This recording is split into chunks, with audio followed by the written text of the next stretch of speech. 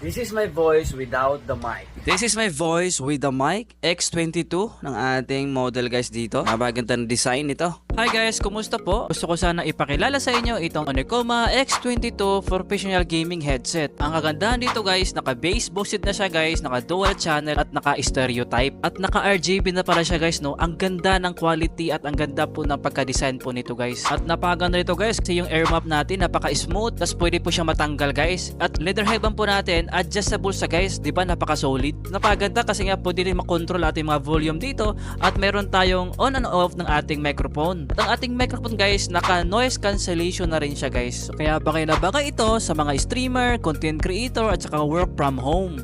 May kasama na pala itong pa-previous guys, Hovener at saka AJ03 wireless headset na 10 hours po siya bago malobat at naka-bass boosted na rin siya. Sa mga gusto guys, maka-discount pa at makakakuha ng ating pa-previous dito, nood lang kayo guys sa ating live every